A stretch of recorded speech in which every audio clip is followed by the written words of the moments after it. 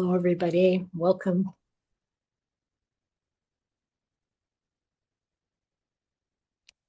I think we'll start with some meditation. So find a comfortable position.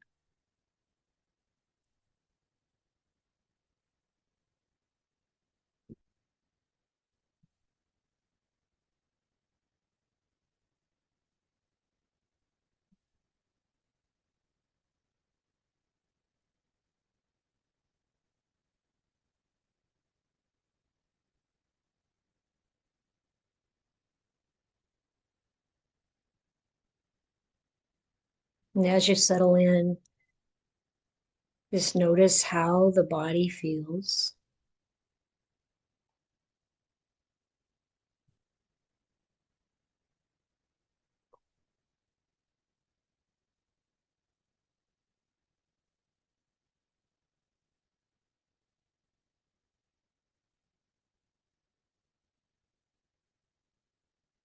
And we don't really need to change anything except maybe adjust the posture for more ease, more comfort.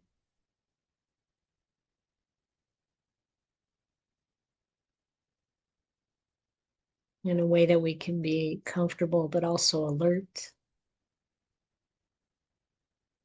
present,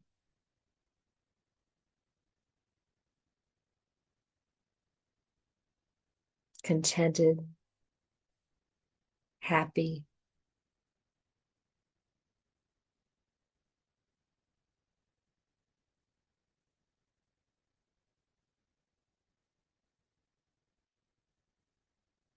So now we're noticing what the state of the mind is also.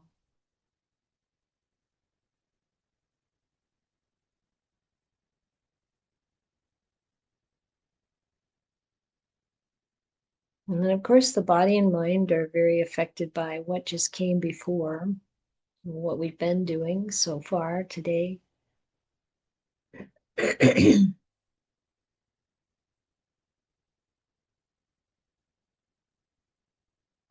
causes and conditions that have led to this moment, no matter how far back those reach.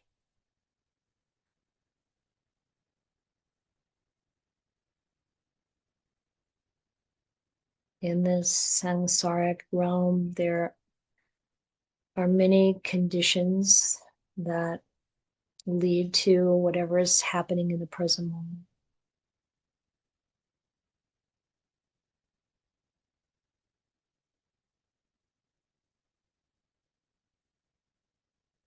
And then our main task, if you want to think of it that way, is to be present and aware of the way things are right now.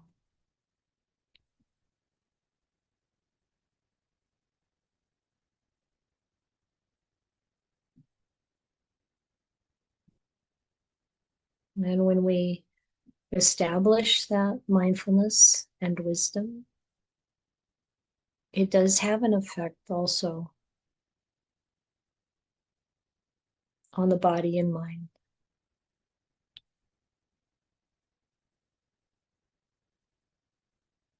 And you can notice that.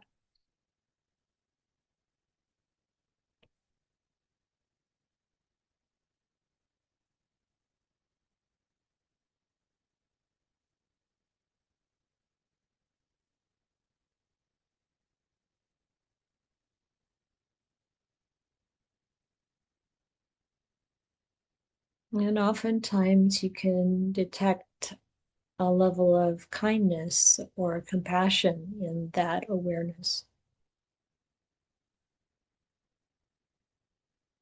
And we're not just observing, we're also relying on wisdom and a kind of natural goodwill that comes with mindfulness.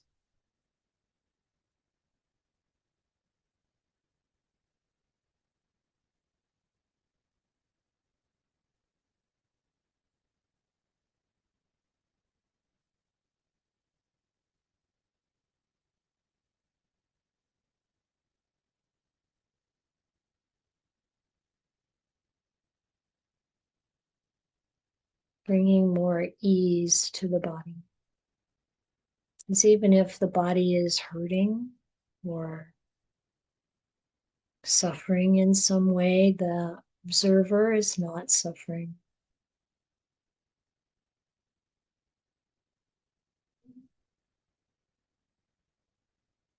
But you might think of the observing as kind of a holding of whatever the experience is, a holding with kindness and understanding.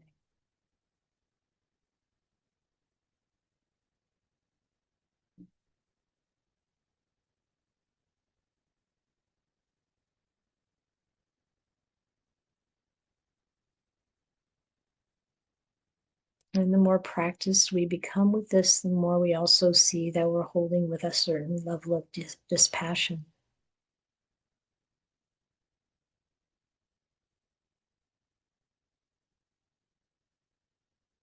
Part of the wisdom, part of the observing or the witnessing, rather than being caught up in whatever it is we're experiencing.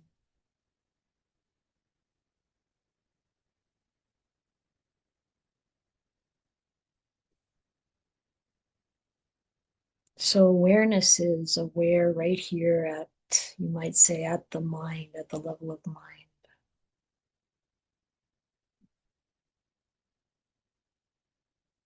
Aware of what's happening with the body, what's happening with the thinking mind or the emotions, the heart.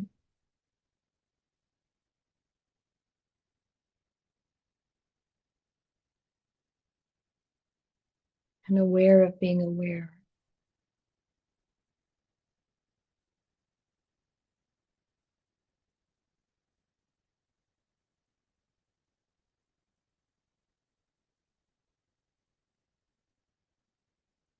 And even if we're dealing with or experiencing, witnessing something very difficult, taking our stand in awareness brings a level of peace and comfort.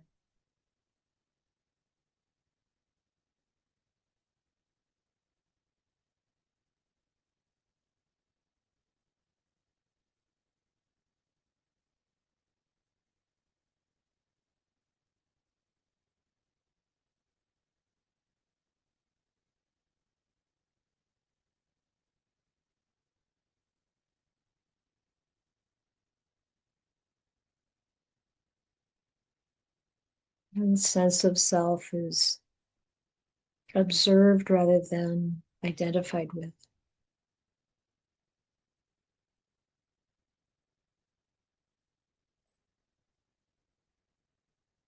And as soon as we let go of identification with a sense of self, we feel relief.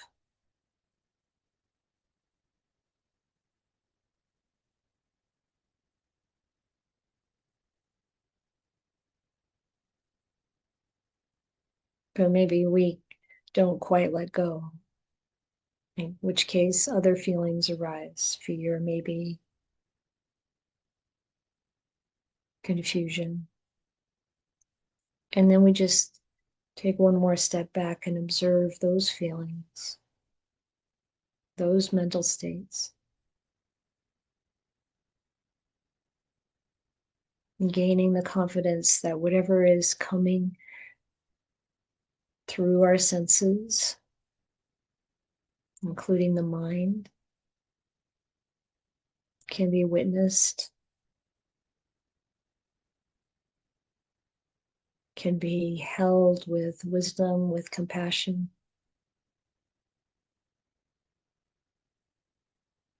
detached.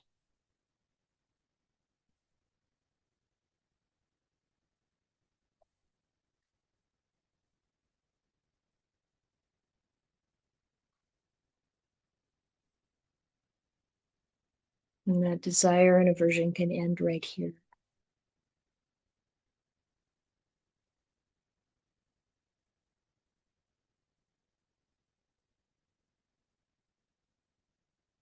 without trouble or difficulty.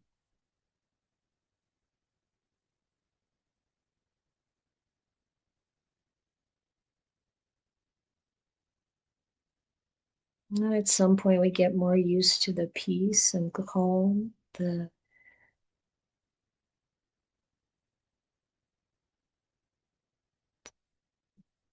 stance in Dhamma rather than the sense of self.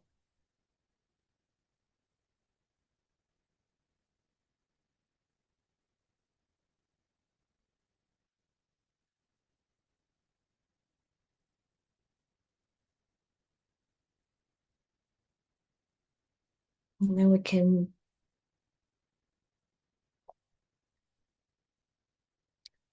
experience real contentment,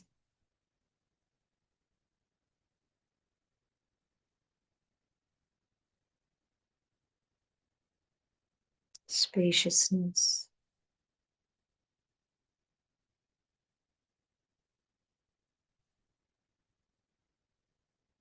happiness that is independent of conditions.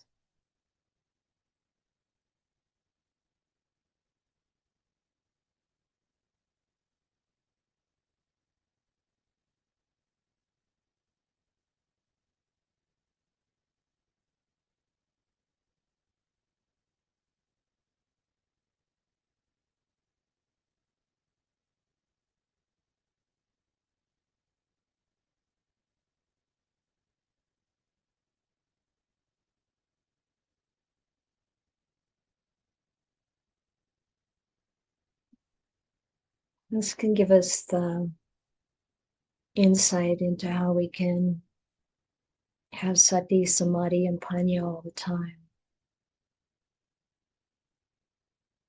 Mindfulness, stability of mind, stillness of mind, and wisdom.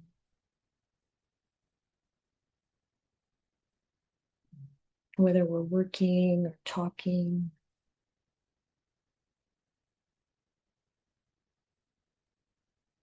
resting, whatever we're doing. And of course, that's not the way we usually experience life. And again, we may find ourselves caught up in conditions.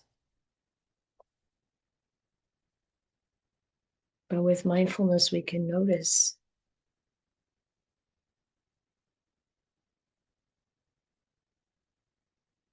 and take the position of witnessing.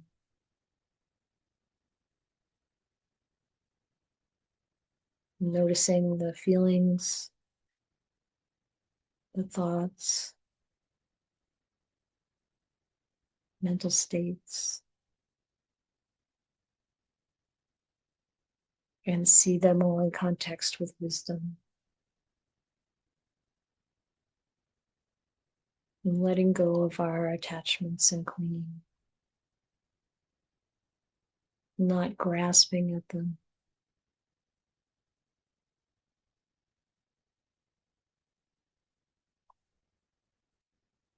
Letting go of the sense of self.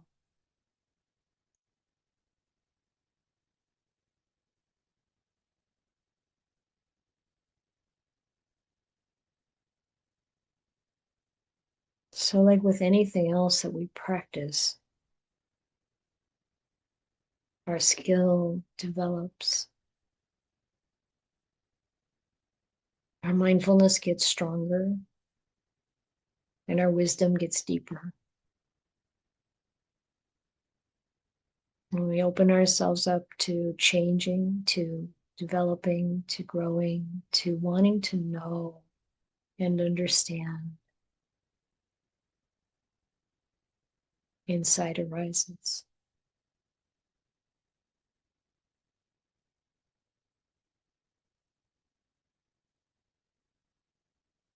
Or maybe a better way to think of it is that that which obscures insight and knowledge, understanding, clears away. And this discernment around what is always there And what comes and goes is quite essential to the practice.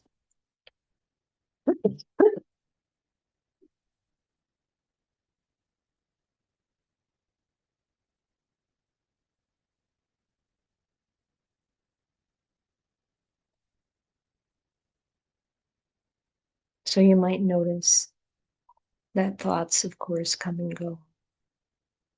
And feelings come and go. And whether we feel grumpy or excited or, all those different kinds of mental states or moods come and go. And in fact, everything in this world comes and goes again. Eyes, ears, nose, tongue, body, mind, thinking mind. All of our abilities and all of our conditioning all comes and goes. But what doesn't come and go? And this investigation is important for each of us to do individually, independently. Because no matter how many times we hear it, we won't know it until we really experience it ourselves.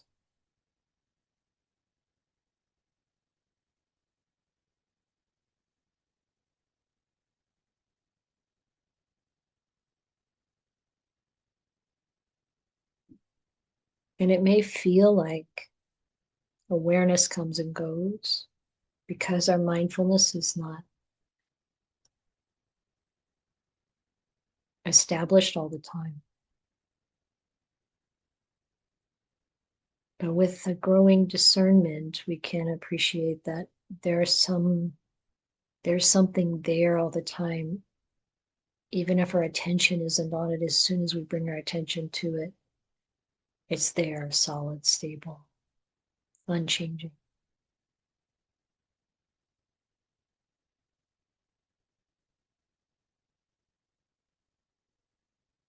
We can call it Dhamma, we can call it Nibbana, we can call it consciousness. Whatever words we give to it, they're just labels that point at what it actually is.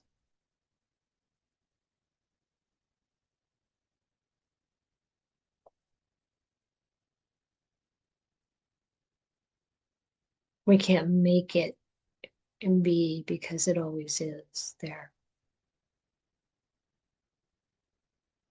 We don't create it through putting in causes and conditions, but the causes and conditions we put in can help us be more aware of it, more open to it.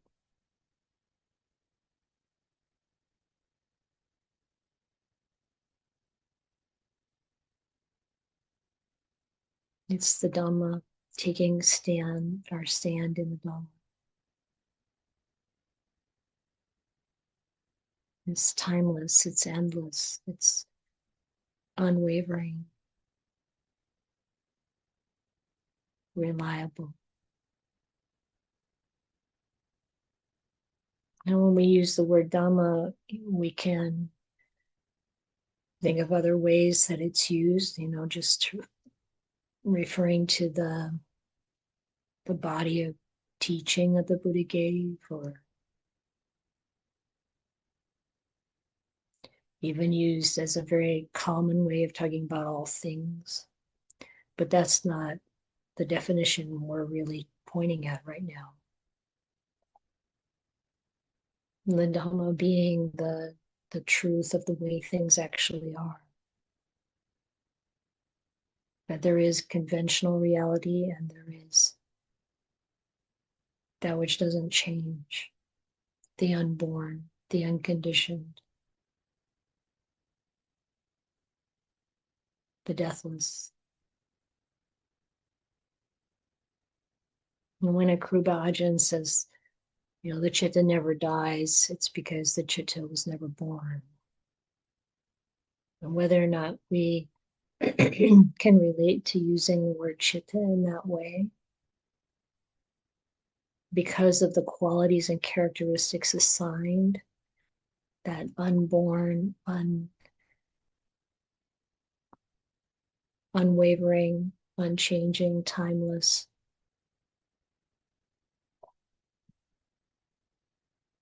reality. And that's what it's pointing at.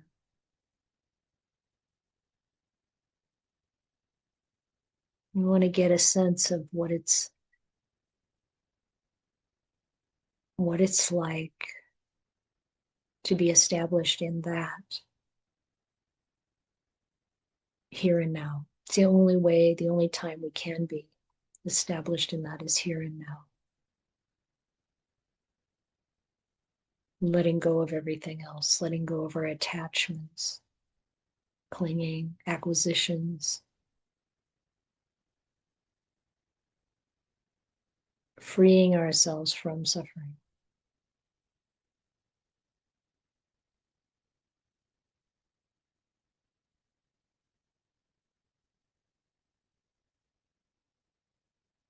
It comes through insight, wisdom. Insight and wisdom come through opening up to it, inviting it, letting go of thinking we know everything already.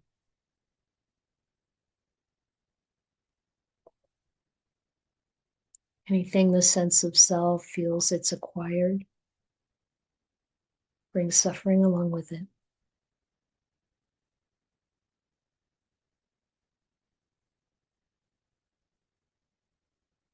The process of meditation, the deeper we go, the more we let go of.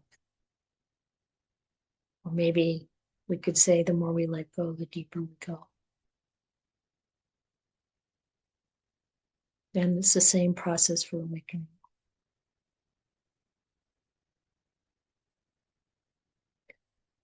When I use the word deep, I mean really what's our true nature, into what's really natural.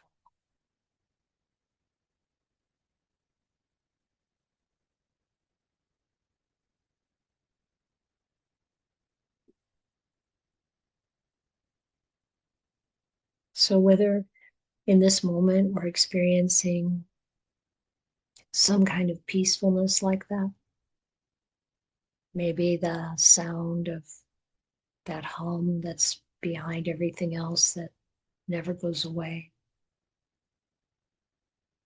or a feeling of spaciousness and calm that underlies everything, a happiness that's very placid, very calm, contented.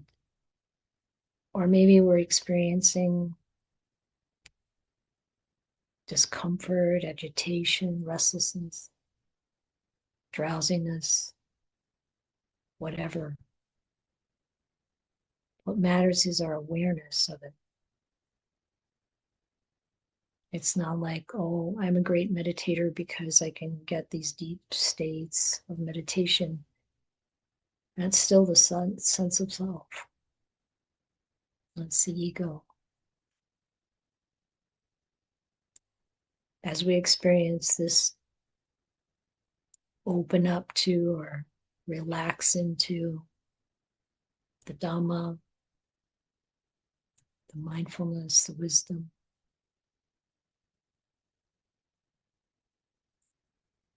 it's not about the sense of self anymore. We don't own it, we don't achieve it, we don't attain it.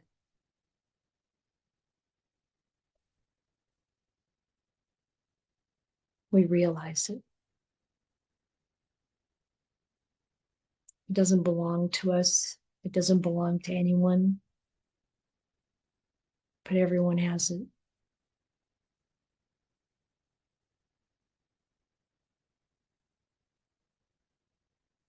Not as an acquisition, not as a quality, just as the fabric, the way of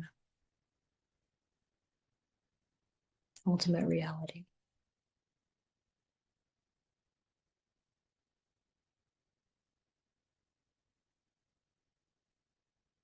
truth with a capital T,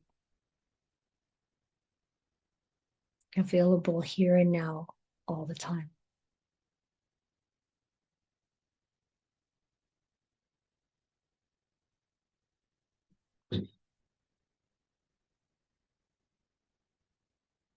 So we'll draw this meditation to a close.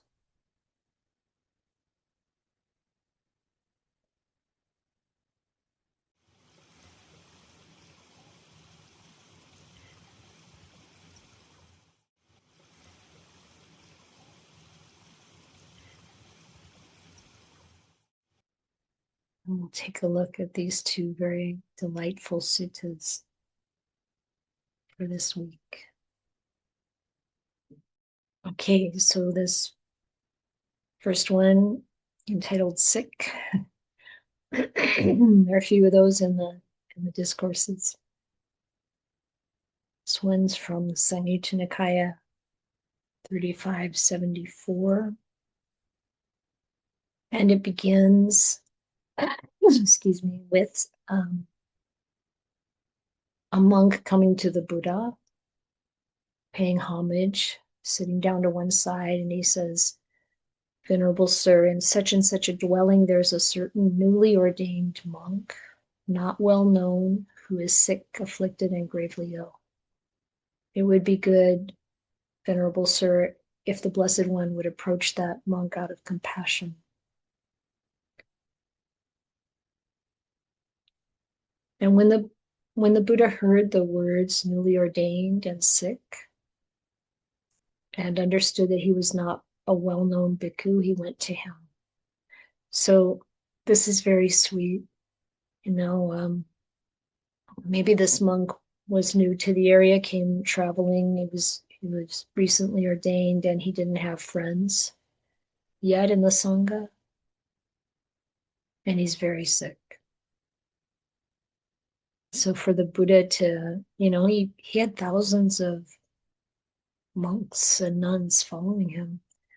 For him to go and meet with him is very sweet. And of course, we see this happening a lot.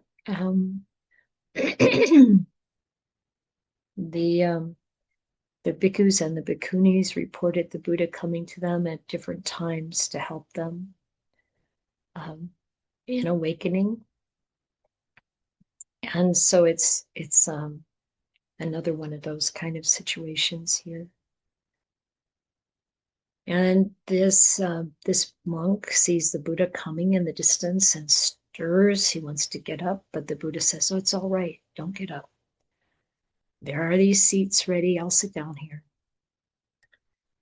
And the Blessed One sat down on the appointed seat and said to the monk, "I hope you're bearing up. I hope you're getting better. I hope your painful feelings are subsiding and not increasing, and that they're subsiding, not their increase, is evident." We've seen this language many times in these suttas. It's just like our greeting each other.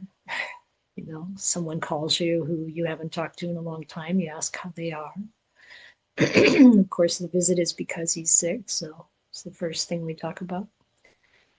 When he says, I'm not bearing up and I'm not getting better. Strong, painful feelings are increasing. They're not subsiding. Well, then I hope you are not troubled by remorse and regret. Because, clearly this person's either going to get better or he's going to die. And that's kind of how it goes. Even when we have something happen, like last night, I started to develop some pain in one of my teeth.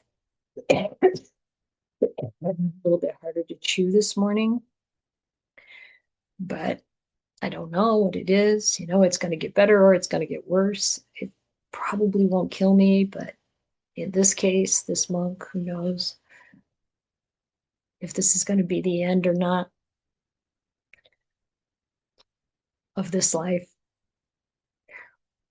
And then, this focus on, I hope you're not troubled by remorse and regret. So when we're dying, No, ideally, we will have dealt with whatever remorse and regret we have already.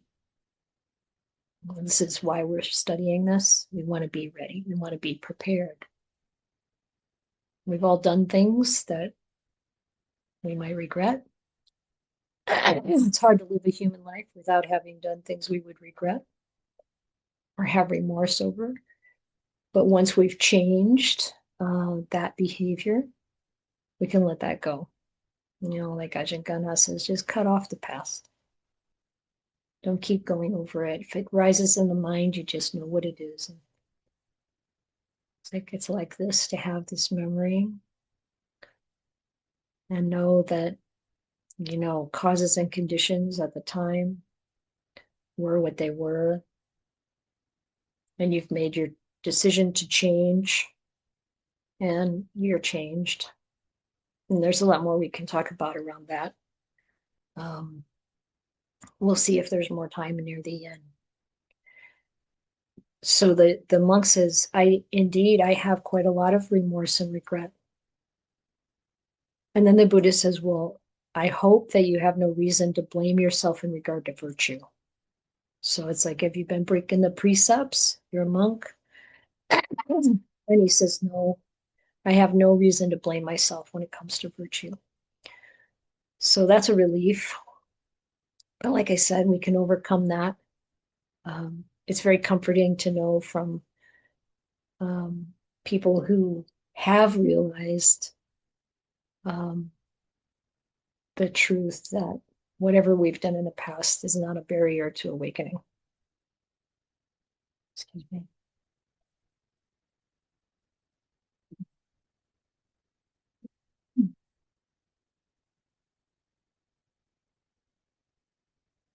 And then the Buddha says, well, in that case, if you're not troubled by, some regret over your virtue, why are you troubled? Why do you have remorse and regret?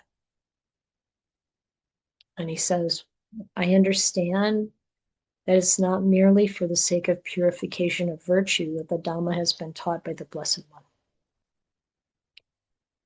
And the Buddha says, if you understand that the Dhamma has not been taught by me merely for the sake of purification of virtue, then for what purpose do you understand the Dhamma to have been taught by me?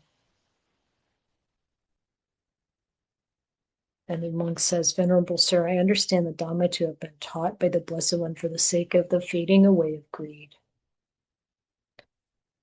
So we might think, well, it's greed, hatred, delusion. Sometimes Bhante Sujato translated that as lust.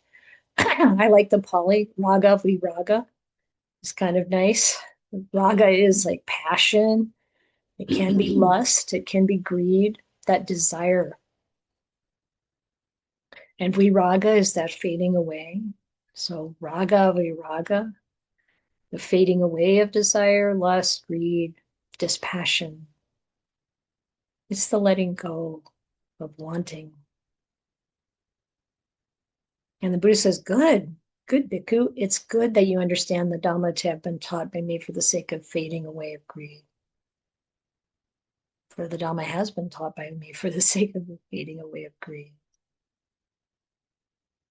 And then the Buddha takes this monk through this guided meditation that we've seen in other places in the suttas, very common. And he's using the 6 sense spaces here. What do you think? Is the I permanent or impermanent? So this is really a guided meditation, and that bhikkhu would be focused on his intuition, his intuitive awareness, open to the answers to these questions coming up in the present moment. Not something, oh yeah, I's impermanent, not that kind of from the mind, from the level of the thinking mind or the memory, but from feeling it, from really understanding. Whatever the Buddha includes here, he could include, the the eye, ear, nose, tongue, body, mind, or sight, sounds, smells, tastes, touches, and thoughts or ideas or whatever. You could include anything in this realm. You could include anything, any sankhara at all. But, we have the ellipses here. We're not going to go through the whole guided meditation, but it would have to be done in a very slow, measured, easy way to allow the answers to arise from the knowing, you might say. And the monk answers the question, it's impermanent. Do each one of these things. And then the Buddha says, what is impermanent suffering? Or is it happiness? And again, it's like feeling it, feeling that, the eyes, the seeing, the sights. You could go further, you could go into the contact, the feeling that arises from contact. Any of these things, there's suffering that comes with that attachment to something impermanent.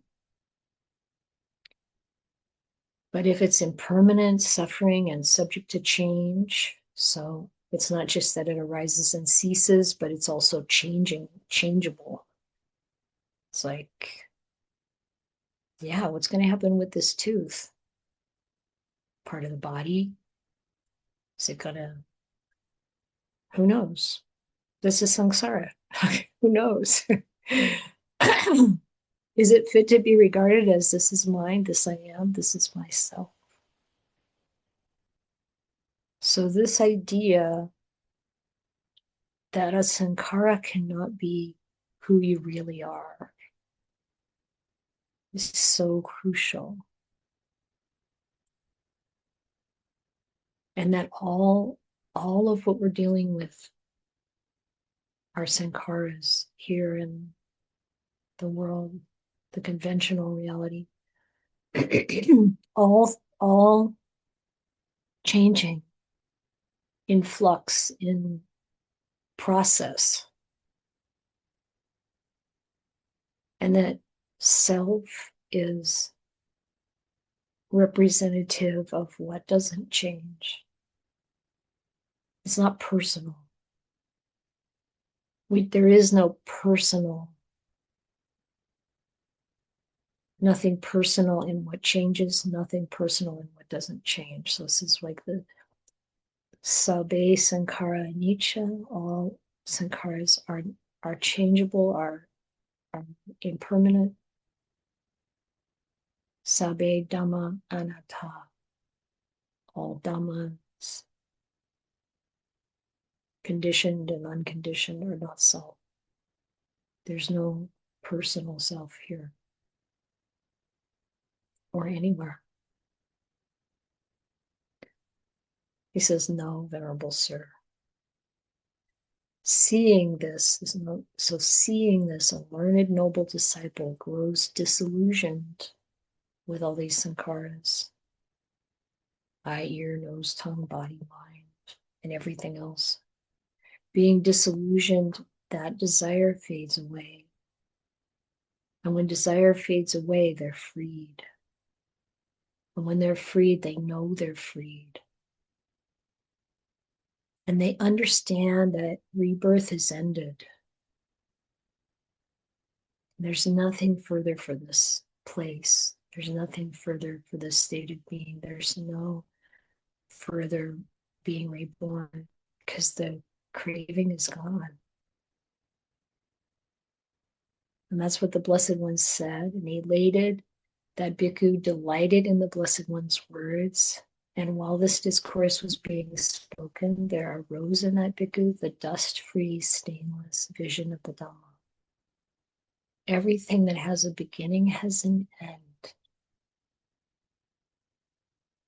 And this is often the way it's described when someone enters the stream.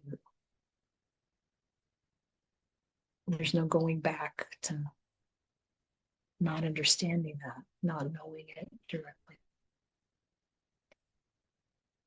Seeing that everything is falling apart. And that's its nature. And he's elated. He's delighted. It's not a scary thing or a sad thing. It comes through from wisdom directly. And there's joy in it, relief. So we don't know from this sutta whether this bhikkhu got better or worse. And it really isn't the point, is it? But being in this situation where he was really, really sick, possibly facing death, made it more potent to hear these words from the Buddha. I mean, that's got to be pretty intense. The Buddha comes to visit, and you're just there with him, and he's asking you these questions.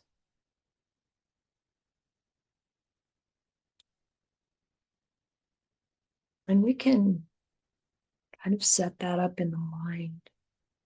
Because as we talked about last week, we can teach ourselves the Dhamma. We have to, train ourselves 100%. You're the one with your mind all the time. You can train it all the time. Not with a kind of stressful pressure, but just a very kind, consistent, constant guiding. And then we're ready for that time when maybe we don't know if we're going to pull through, as they say. What we want to pull through is realizing the truth. Whether the body lasts or not, there's going to come a point, obviously, where it won't. Any comments or questions about this sutta or anything that I've said so far? Yes, Holly. So I was taken by on that last. I was thinking, why is impermanent suffering, and what if one accepts impermanence? And then that led me to considering that then there would be, and I said, then there would be happiness. I thought, no, then there would be peace. And so I would enjoy some words on that. That the feeling of happiness involves craving. It seems like it feels involvement with craving, and happiness feels more like, or that if I imagine not having attachment, if I felt like impermanence was not suffering but peace, to accept the impermanence, I was considering that. Just your reflections. Okay, so let me repeat a little bit of what I think you're asking here. When you think about impermanence, is it suffering or happiness?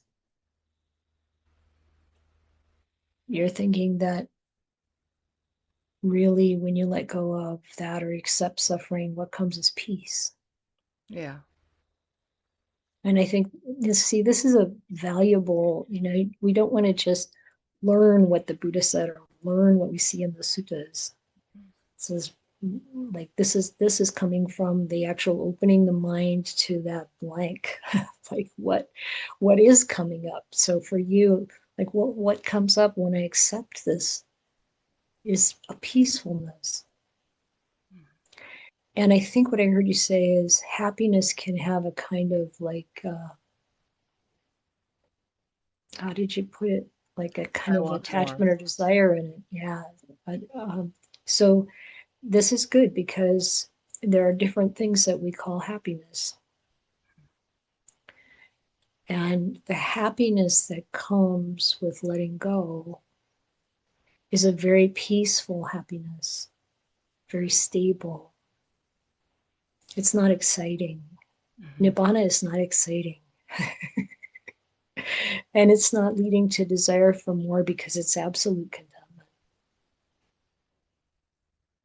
And it's kind of like a state that once you taste it, you know that this is way better than anything in the world. And it's not about wanting more of it.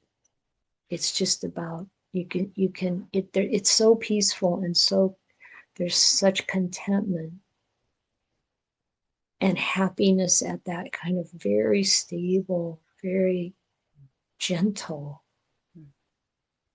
It's not a happiness that comes from acquiring or achieving or any of that. So it's the glimpse that helps you know that, oh yeah, this is way better than anything I could imagine to get in the world. You're muted now, Holly. It's kind of the difference between piti and sukha. No, I don't think so. Um, I mean, I see where you're going because PT is more coarse, even though it's really nice. um, but even PT and Sukha, we we can be we can be at a place with that isn't about desire. So the way to know this for ourselves is just to keep building our mindfulness and our wisdom and letting go.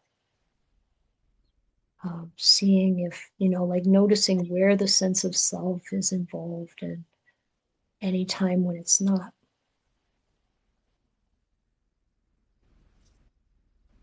Yeah, thank you, Holly.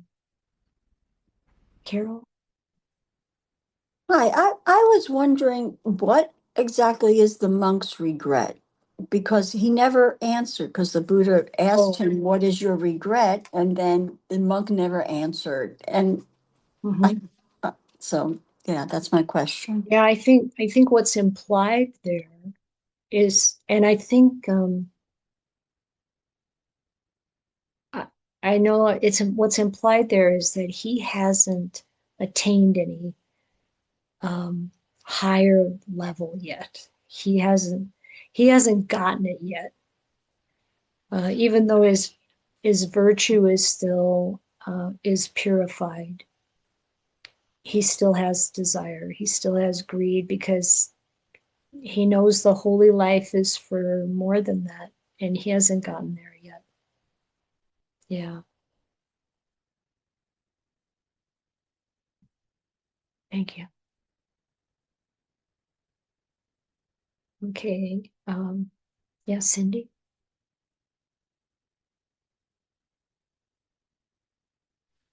Yes, hi, thank you. I'm sorry my video is kind of frazzled today.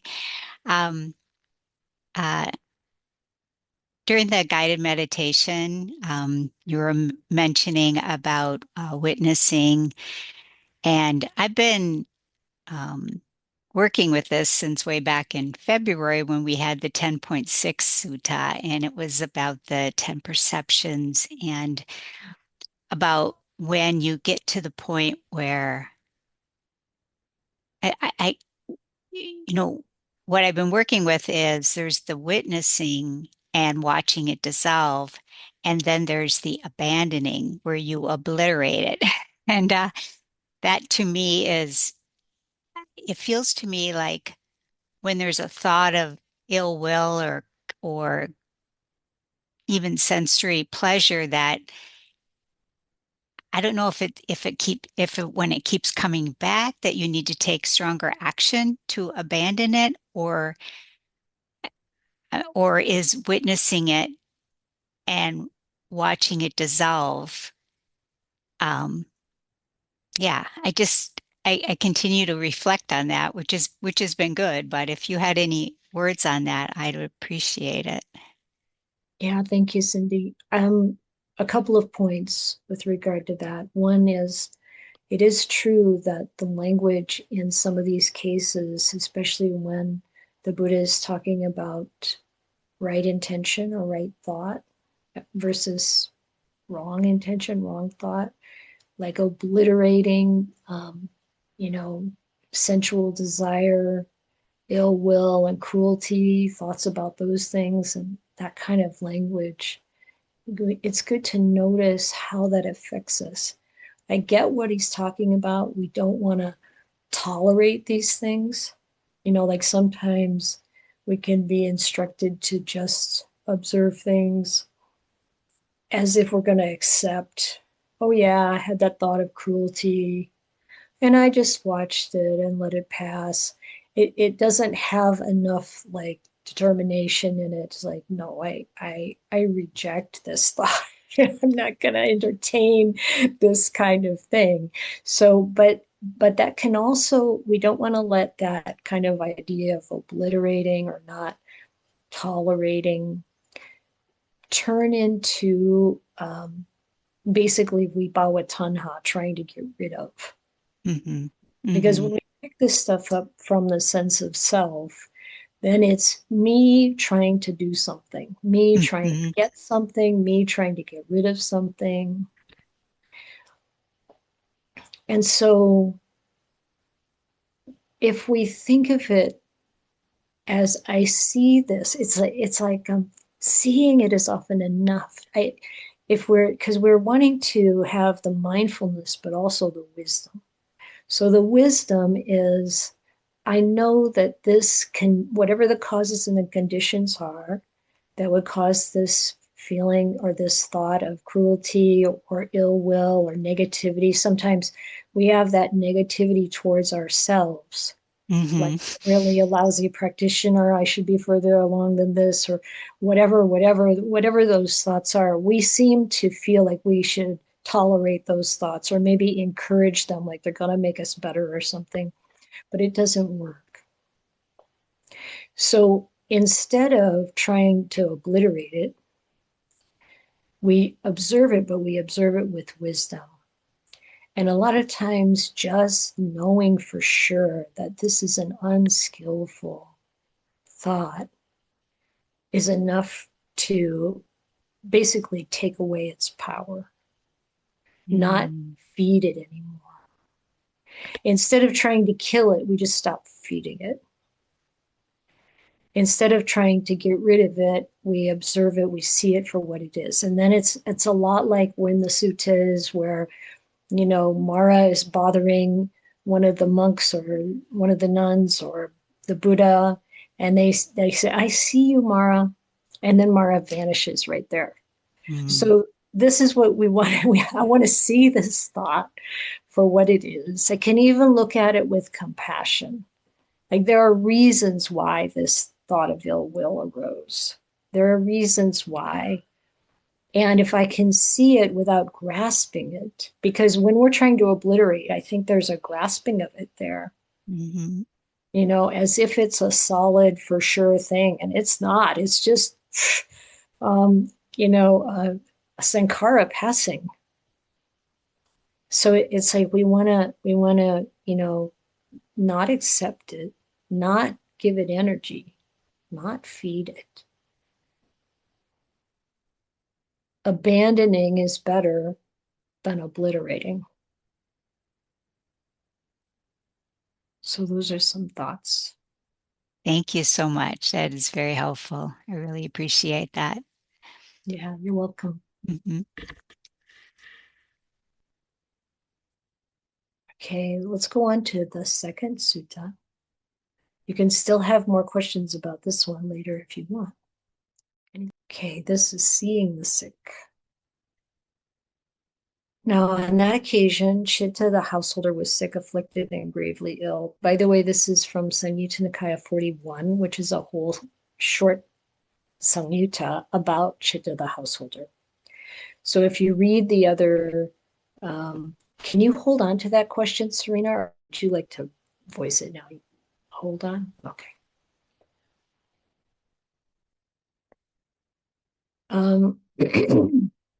So Chitta the householder was really advanced. And I want you to never think that because you're not a mendicant, you can't do it all the way to the end. Just don't even think about that. Just make your life as much as supportive as possible of your practice. A lot of you have so many good things in your life that you really have the time, and you've got enough support, you've got enough material support that you can actually devote yourselves to awakening. It's the best thing ever. And Chitta the householder was very well, he really had a lot of wisdom, and he also had a lot of ability in meditation. And he even taught the monks at various times. I say that, like the point being that how developed the mind is depends on practice, not form. So here he's gravely ill. This are his last moments. And at this time, then a number of park devas, grove devatas, these are devas, same idea. Devatas are usually like younger or something, but these park devatas, grove, tree, and devatas dwelling in medicinal herbs and forest giants. So I live in a forest with giants. These giant redwood trees, giant Douglas firs. The maples aren't quite giant, but they're pretty impressive. The leaves are giant. We have the big leaf maples. Yes. But these devas came to Chitta the householder. He's in this state probably of some meditation, kind of maybe going in and out. I mean, the body is starting on its downward unwinding. And they say to him, make a wish that may I become a wheel-turning monarch in the future. And when this was said, and the reason, does this come up later? Oh yeah. When the devas said this to him, Chitta said, that too is impermanent. That too is unstable. One must abandon that too and pass on. In other words, I'm not going to do that. I don't want to come back. I'm not going to be a wheel-turning monarch. What a headache. It's like the wheel-turning monarch, by the way, is quite a beautiful description in the suttas about the way someone should rule.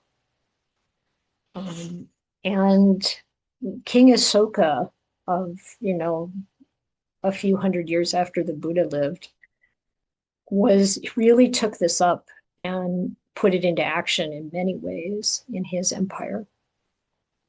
That's a whole different story, but this idea that there can be really just, fair, benevolent rulership that is in accordance with Dhamma. And that's a whole another topic, of course, but this is what the devas want. But when Chitta said this, the people around him, his friends, companions, relatives, and kinsmen said, set up mindfulness, master. He's called master here. It's actually, I can't remember, it's Ayya something. It's the same word used for the bhikkhunis. It's like venerable or something. There's a respectful way of addressing him. Don't babble. They think he's losing it in his death process here, and they're trying to help him establish mindfulness. And he's like, well, what makes you say that to me? And they said, well, you said that too is impermanent, that too is unstable. One must abandon that too and pass on. And then he explains to them, oh, that's because the devatas came to me And they said, may I become they wanted me to make the wish to become a wheel-turning monarch in the future. And so this is what I told them. That too is impermanent. That too is unstable. One must abandon that too and pass on. But how many people would do that? If you had the chance to be a wheel-turning monarch, would you turn it down? I hope so. Got a big yes here from the corner of the room. Okay. And so they said, well, why would they do that? What advantage do those devas see that they may speak to you like that? Well, it occurs to them that Chitta the householder is virtuous and of good character. And if he would make that wish, may I become a wheel-turning monarch in the future, he's virtuous and this wish would succeed because of its purity. So this is the idea that the Buddha said, if you have the moral integrity and you make a wish to reappear somewhere or in some state, you might get that. That might happen. And then the devas are like, well, if this really good guy becomes a wheel-turning monarch, he's going to give proper offerings to us, the devas. He's going to treat us well. So seeing this advantage, this is what they tried to get him to do. Greedy devas, yeah, well, they're looking for their well-being. So his friends and family say, then advise us, basically teach us. And he says, well, you should train like this. We will have confirmed confidence in the Buddha, the Blessed One, as an arahant, perfectly enlightened, accomplished in true knowledge and conduct, holy knower of the world, supreme guide for those fit for training, teacher of devas and humans, awakened and blessed. We will have confirmed confidence in the Dhamma.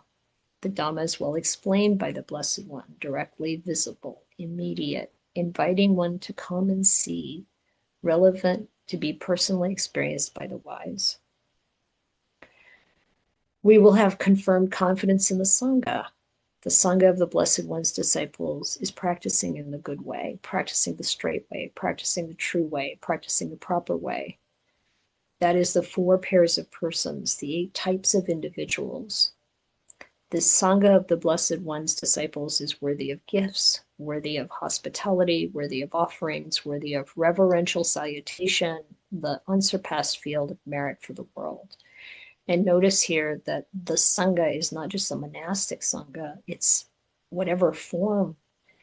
It's those practicing in this good way, straight way, true way, proper way. In other words, really following the Dhamma and developing their mind. Whatever there may be in our family that can be given away, all that we share unreservedly with the virtuous ones who are of good character, it is in such a way that you should train yourself. So in inspiring them to be virtuous and to be, inspiring them to be generous and to be generous to those who are virtuous. So, of course, oftentimes we want to help people regardless of their level of virtue, which is fine. The Buddha said, give wherever you're inspired to give. But when he was asked, where does a gift bring the most benefit? He said, with the virtuous ones. So this is, something to be aware of. And this is what the encouragement here is from Chitta the householder. Then having inspired confidence in the Buddha, the Dhamma, and the Sangha among his friends and colleagues, his relatives and kinsmen, having encouraged them in generosity, Chitta the householder passed away. So this is a beautiful example of using every moment till the time of death to do what's good. He taught the Dhamma. The Buddha said he was the foremost layman teacher of the Dhamma in his time. And he taught it right to the end. And, I don't know if you know who Ayya Panyawati is, but she died a few weeks ago. She was a really dynamic teacher of the Dhamma, and she was a Baptist minister. I think it was Baptist minister or something before she became a bhikkhuni. And they say she was teaching the Dhamma right to the end. I hope I can do that. But regardless of any of that, it's like use the time you have in this life in the best possible way until you take your last breath. And then automatically you will be set to use the next life in the best possible way. And whether there is a next life or not, if it's nibbana from there on in, it's that same peace, contentment, happiness that I mentioned before, without time, beyond time. Okay, Serena, do you still remember your question? I lost it. With the grief, I'm having a really hard time keeping focus. Things come and go. To what I said 2 minutes ago is gone, so if it comes back, I'll write it down and I'll email you. Thank you. Okay. Well, maybe, one time I just had this experience with Ajahn Pasno where I felt like he had answered all my questions, even the questions I didn't even know I had. So maybe that happened too. Maybe. I don't think so, but yeah. I guess it's a matter. I keep thinking, impermanence. This is impermanent, but grief is pretty pervasive. So it is impermanent, though. It's going to get better. Okay. But you have to like be willing to let it go, and I know you are. Well, I think you hit on something. I think I've been seeing there is an element of clinging, and I tell myself, Ron is dead and gone. I sit here in the living room and I look around. The house is empty. He's dead and gone. Let him be gone. Yeah. But saying that doesn't make it happen. So I guess I need to look more into myself in regards to maybe clinging. I don't know. Yeah. I mean, saying it helps, because what we tell our kind of primitive mind, it actually believes it. Okay. So we got to make sure we tell it the truth and to be kind and compassionate with that mind. Oh, compassionate. Yeah. Yeah. Because after all, like we do form these very strong attachments, and we do become comfortable in our situations that are, feeling pretty consistent, but then they change. Yeah. And it's hard. Yeah. And you can use this to go deeper. That's what I need. I may need to talk to you a little more about going deeper, because I think I'm kind of stuck, and it's coming up to a year now. And maybe that's part of why for a long time I was just like in shock, and now it's the feelings are coming out. Yeah. So clinging is definitely there, and I probably need to look at that a little more deeply, and I'm not sure how to do that. Well,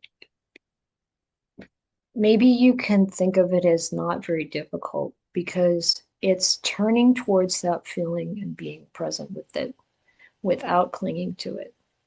And you're already on the right track. You're telling yourself, that the house is empty. He's gone. We know this is true, and you're going to keep reminding that conditioned part, because grief is a special kind of suffering.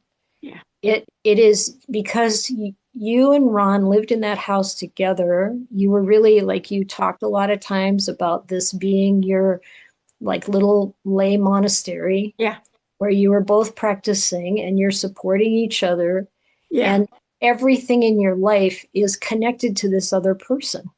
Yeah, I just what wrote you're to, eating, when you're eating, where you're going, what's yeah, happening with this, what's happening with that. You yeah. didn't have a lot of kind of other people, directly involved in your life.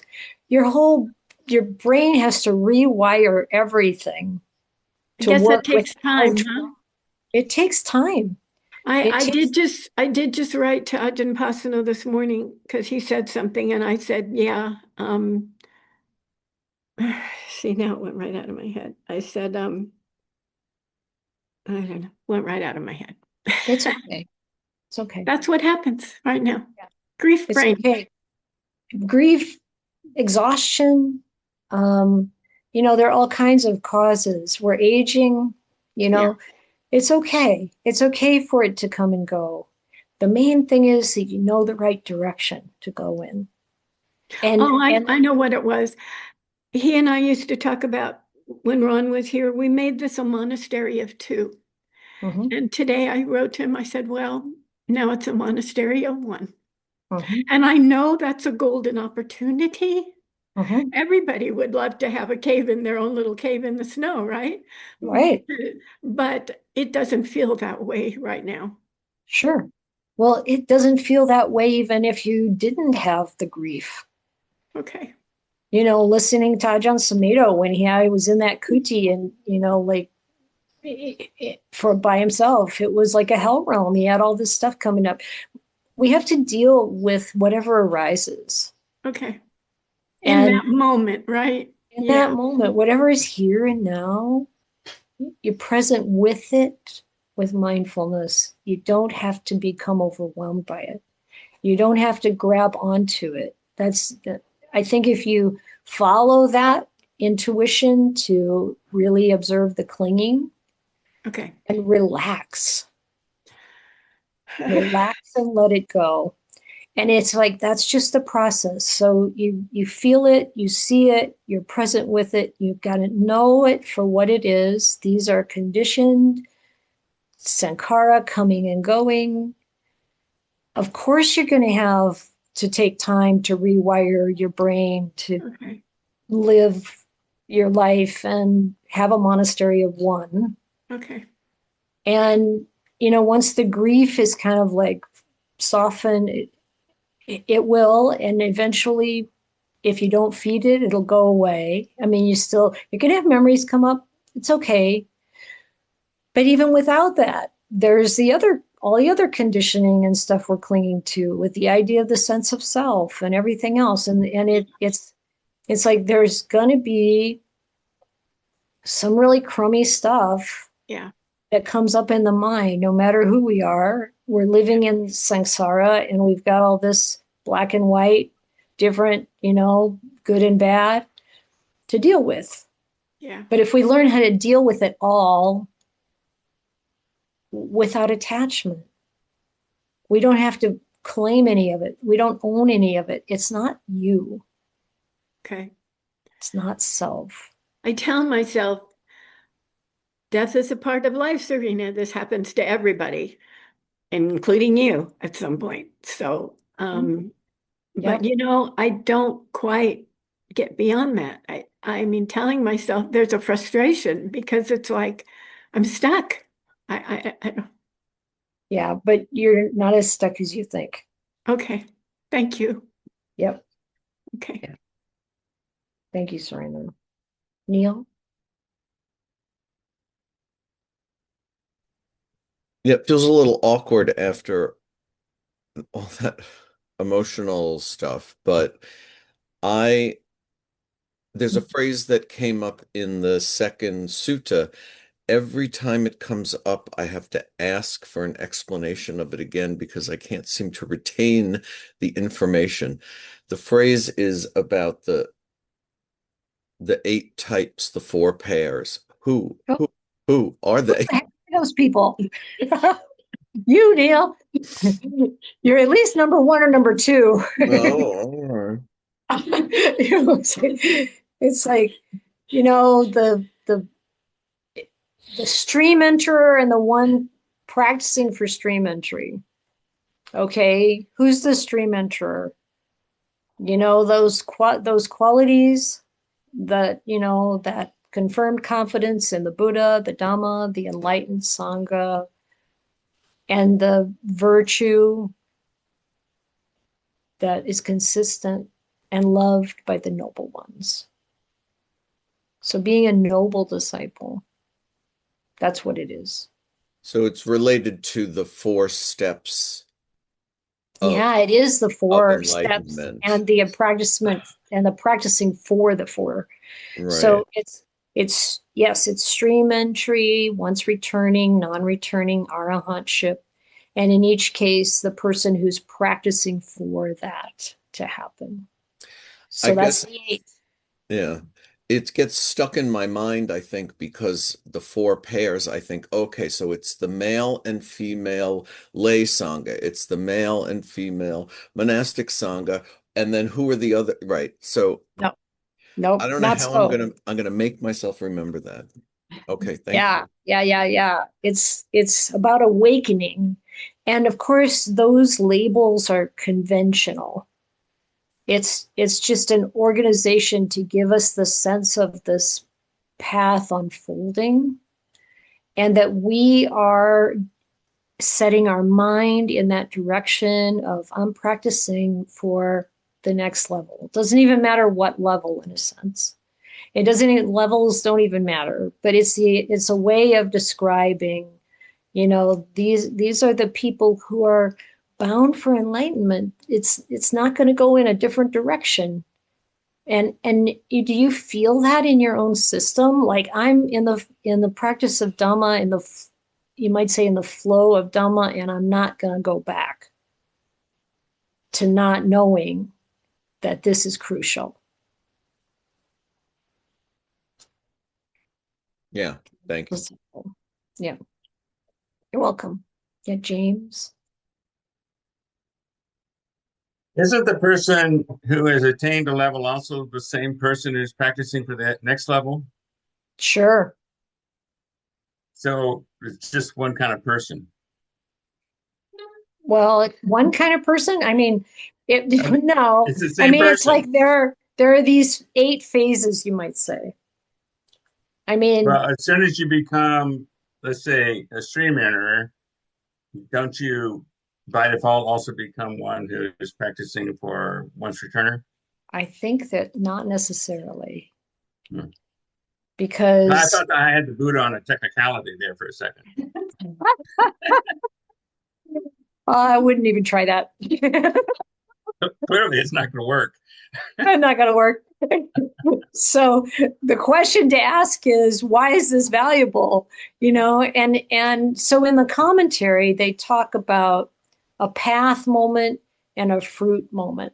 So the path moment that can happen when you're become one who's practicing for stream entry is this, like, a very strong feeling, an image, something happens that you're bound to become a stream enterer. You're like, there's already no going back.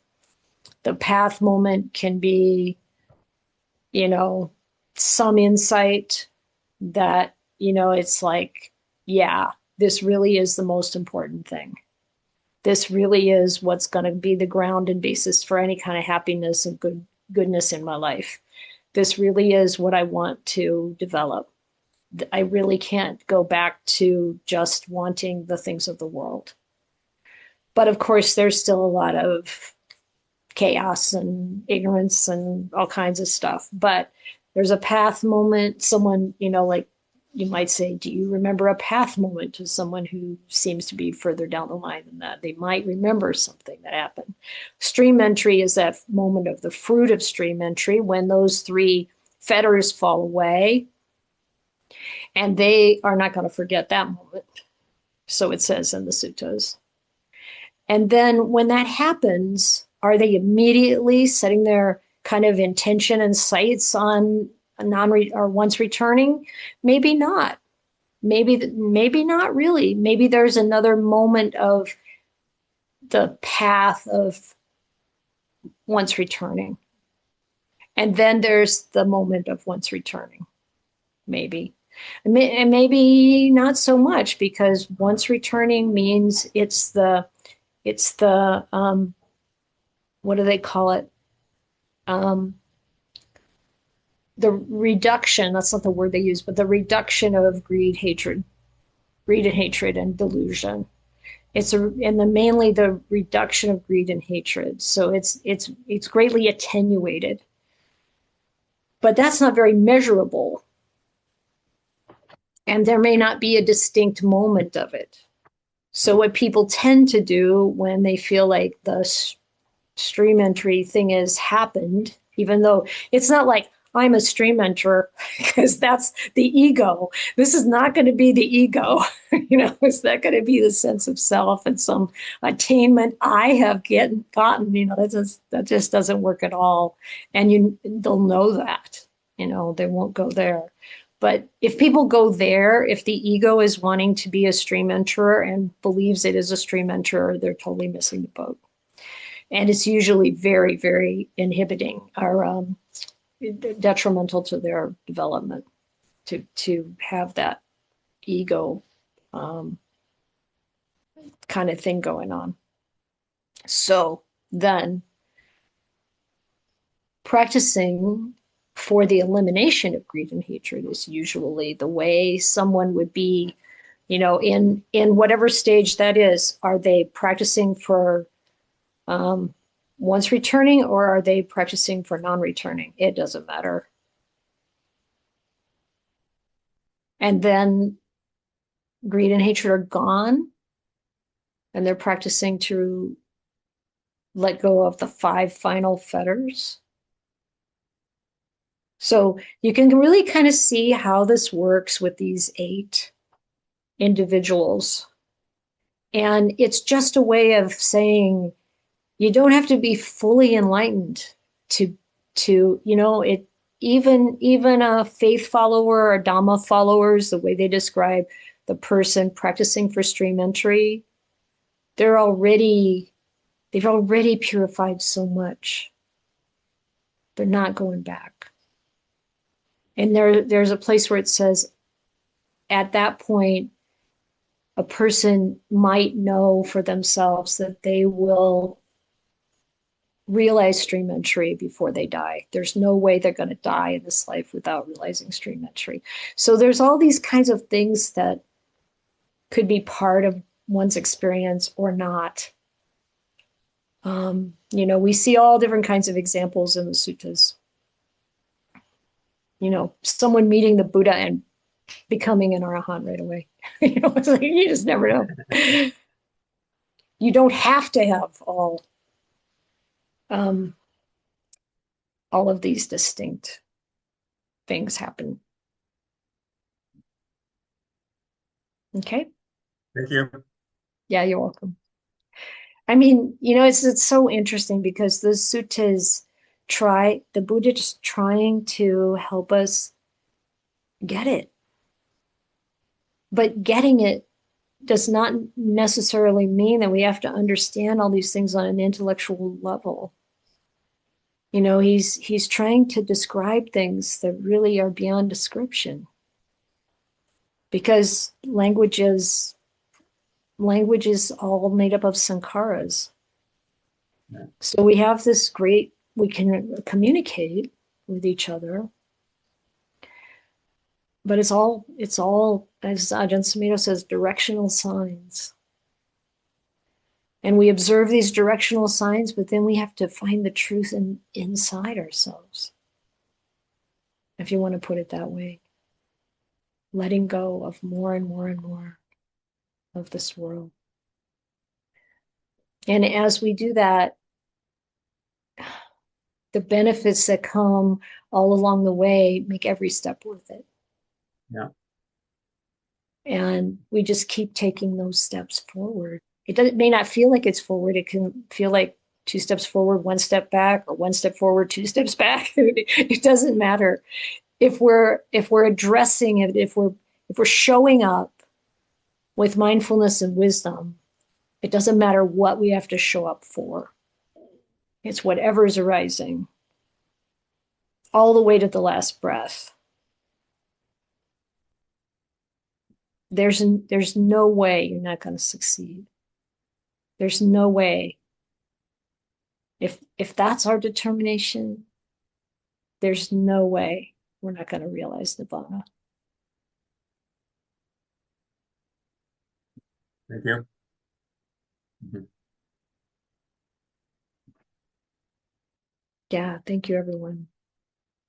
Thanks for sharing in the chat about Ayya Panyawati. I love the way this community helps each other. It's good. It's good for you. It's good for everyone. I want to tell you a little bit about what's coming next. I'm planning to have another 3-month focus for sutta study, because we're going to bring sutta study back online in a couple weeks. On I think the 3rd of April is our first one. And then the 4th will be another, how do you apply the Dhamma to this? Of course, continuing. And my intention for the next 3 months will be a focus on dependent origination. In the Upasika program, we talked about the transcendent chain a lot, but we didn't really get very deep into the basic dependent origination chain. So I want to take a deeper look at that. And I'm not sure how it'll quite work. We'll have the suttas on Friday night, of course, and then we'll, I'm thinking I might be talking the next morning in the same vein, but applying it more to the world of what our experience is. We'll see how that goes. I'm actually thinking of recording those sutta studies. I don't know. I want to talk to the Dhamma sharing team if that makes sense or not, or if it's possible. And maybe it can be, if it feels, I don't know. We've got to make sure this works for everybody. But you know, the idea of having a set collection of suttas that we're going to look at, I think, has been helpful for people to be able to read them ahead of time. So my intention is to get that ready for you in the next couple weeks. And then I also am intending to prepare a document on the practicality around death and dying. It's going to be something like, before, during, and after. Before dying, while you're dying, after you're dead. The kinds of questions you want to be reflecting on. It's more of the practical. This was, I was asked if I could do this, something, like to devote some time to this. And I think we'll just do it in this document. And then we can share it in the community and see if people have questions or comments. Yeah, so I think that's it for today.